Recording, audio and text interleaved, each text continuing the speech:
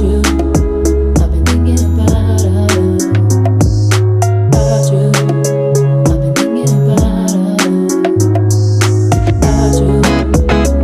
been thinking about you.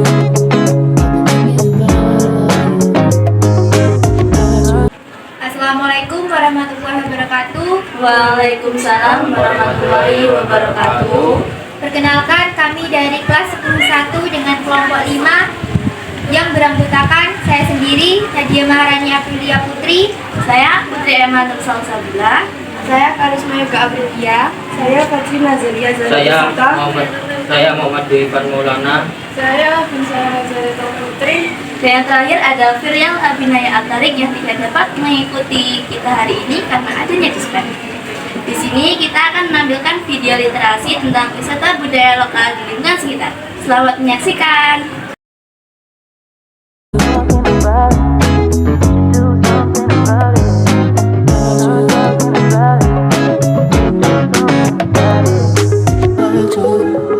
I've been thinking about you. I've been thinking about you. I've been thinking about you.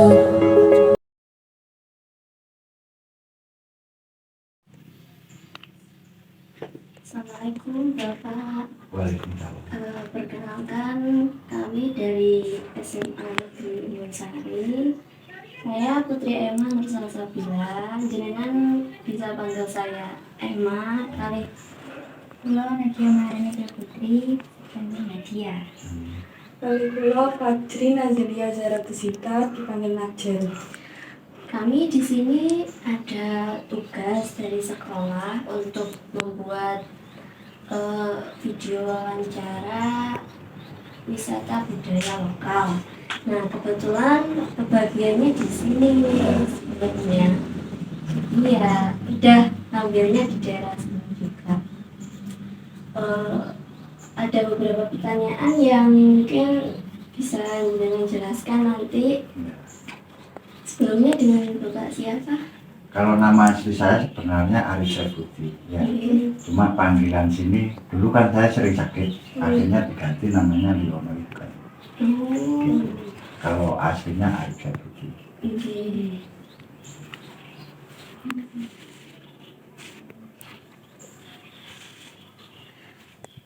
Bapak, dulu kan ini sebenarnya ini dipanggilnya candi kerajaan atau gimana?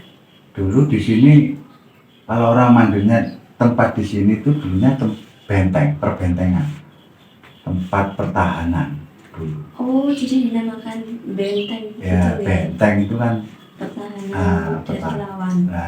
pertahanan waktu zaman Brawijaya, Majapahit kan gitu. Makanya dusun di sini bikin nama dusun mengikuti sini benteng ini. Karena di sini kan tempatnya leluhur, tempat punden, jadinya ngambil nama sini. Gitu. Terus kalau untuk sejarahnya kok bisa berdirinya benteng ini tuh bagaimana?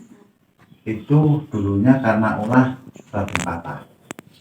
Waktu itu Raden Patah itu kan anaknya Raja Brawijaya kelima kan, zaman Majapahit.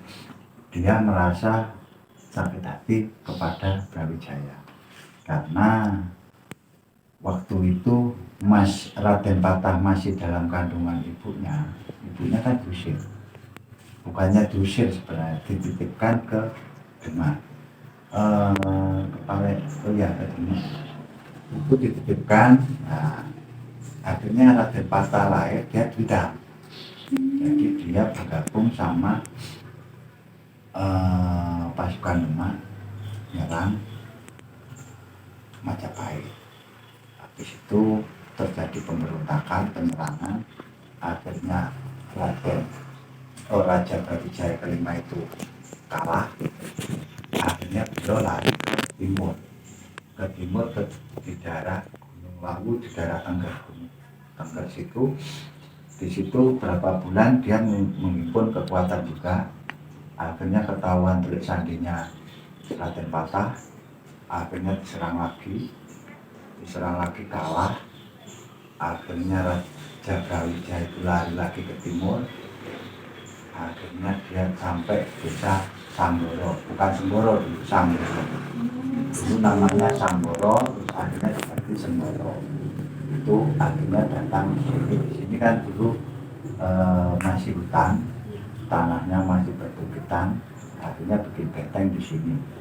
Habis bikin benteng di sini, akhirnya beliau mendirikan kota kecil yang namanya Kota Kedawung yang ada di desa Paleran.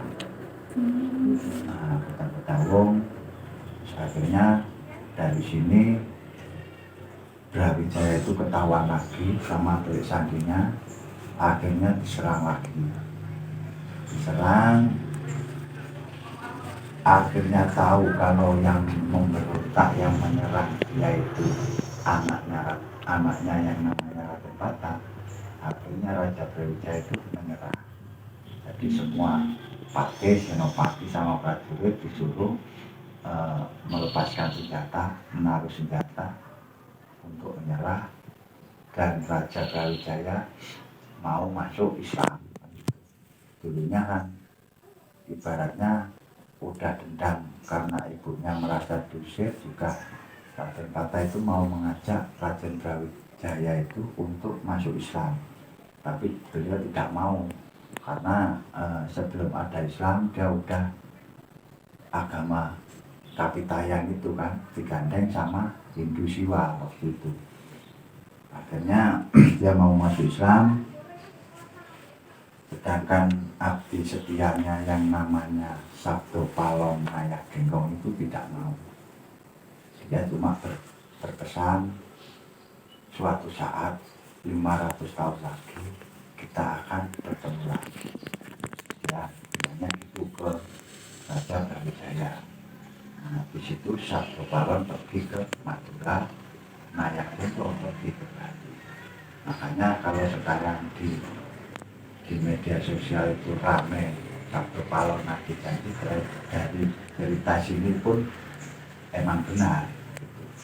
Makanya dulu kan ada perjanjian sama Syekh Fakir, boleh mengajarkan Islam dengan cara halus, tidak ada kekerasan kan gitu. Kalau sampai terjadi hal itu, maka Sabdo Palon muncul lagi kan gitu.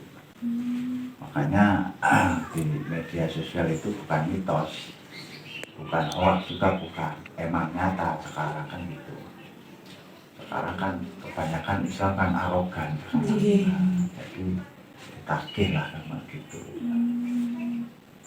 Terus berarti ini itu kan bukan Brawijaya 5 menuju ke sini nih. Ya. Berarti beliau yang memimpin daerah yang membuat kota kecil itu tadi, Pak? Iya, Kota Kedawung itu dia suruh bikin ke kota kecil, Kota Kedawung. Nah, habis itu kan sebenarnya dia kan mau lari ke timur itu kan mau minta bantuan ke daerah Blambangan, Banyuwangi. Akhirnya dari sini dia sudah kalah, ketangkep, dibawa lagi ke Majapahit yang pusatnya sekarang kan ada di Mojokerto. Nah, di sana makanya di Kaulan sana banyak penemuan peninggalan Majapahit kan banyak di sana. Emang pusatnya Majapahit dulu di situ, di sana. Terus kira-kira kan ini kan tempat juga sudah tidak berpenghuni. Ya, Mohon maaf kalau mungkin ada atau tidak hal mistis yang biasanya terjadi atau pernah dialami oleh warga sekitar sini mungkin. kalau di tempat punden seperti ini, kalau mistis itu pasti ada. Semua tempat pasti ada. Karena apa?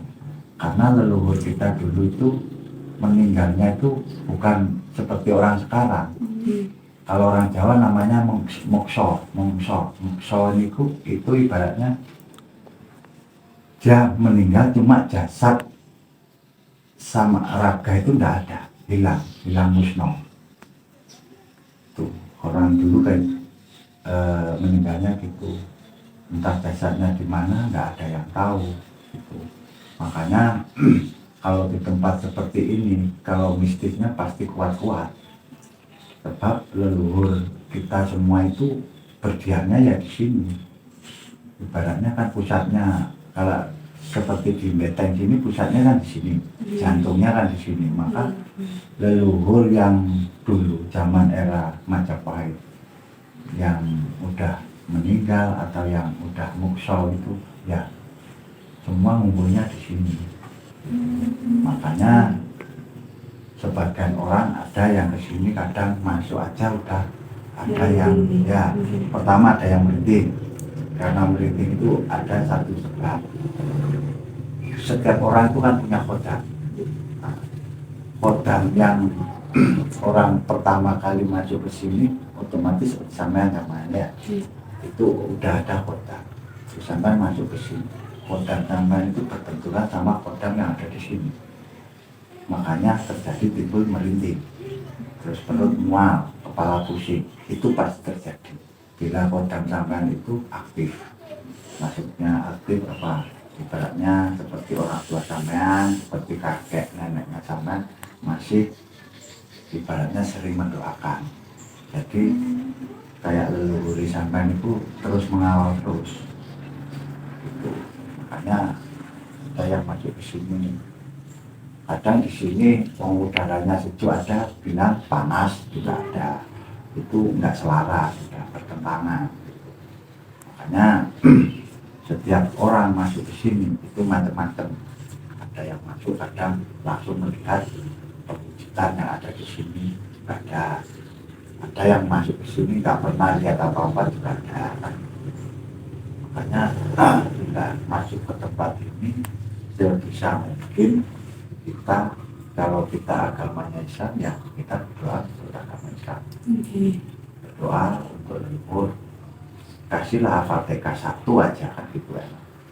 Itu nanti apa ibaratnya energi itu bisa netral gitu. Terus biasanya kalau tempat bersejarah itu kan sering juga dikunjungi oleh masyarakat luar gitu. Nah, niku situs Beteng ini apa masih digunakan oleh masyarakat untuk biasanya ada yang mungkin ritual atau upacara adat atau hanya sebagai tempat foto-foto mungkin? Kalau itu pasti dari luar daerah sini juga ada. Kemarin aja dari Bali juga ke sini. Ini pun kan sisa persembayangannya orang Bali. Karena di sini agamanya kan dulu Hindu silat. Sampai di sini mengadakan upacara. Ini cuma yang bikin orang Bali. Yang di sini upacara. Terus kalau orang sekitar sini mau ritual juga ada. Orang datang ke sini luar daerah ke sini tujuannya untuk ritual, untuk meditasi, untuk mendoakan leluhur juga ada. Di sini setiap malam Jumat saya pun juga melaksanakan ritual juga.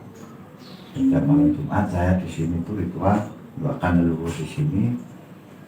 Kalau Jumat Legi itu medianya banyak, kita pakai bunga kembang telon kalau orang Jawa bilang. Nah, habis itu saya juga pakai sesajen seperti sandingan, ada kopi, ada lain-lain kan, kue-kue kan gitu. Nah, itu emang masih aktif. Berapa lama kira-kira Pak kalau untuk melakukan ritual seperti itu? Tergantung. Kalau saya cukup 1 jam, 1 jam berjam cukup. Ya, kalau orang luar biasanya itu kesini jam 9 malam, pulangnya sebelum adzan subuh. Itu aja. Ya, ibaratnya masuk ke sini berdoa, menurut agamanya masing-masing itu berdoa, habis berdoa keluar lagi, kita ngobrol di luar, masuk lagi gitu, sampai kita mendapatkan isyarah. Kalau orang Islam bilangnya gitu. Kalau orang Jawa feeling, dapat feeling baru. Nanti kalau tujuannya kita ke sini itu minta apa, ibaratnya 1 malam itu tidak dapat feeling, besoknya dia kembali lagi ke sini. Makanya kalau dikaitkan sama mistis, pasti setiap tempat peninggalan leluhur itu mistisnya, magicnya, spiritualnya juga kuat semua. Kira-kira apa ada Pak barang peninggalan yang lain dari situs Beteng ini? Di sini pertama temukan kakek saya itu ibaratnya pusaka keris juga ada, Kris. keris pusaka peninggalan Majapahit. Terus yang satu toprak. Nanti habis di sini saya bawa masuk ke kotak pusaka. Di sana saya jelaskan pusakanya.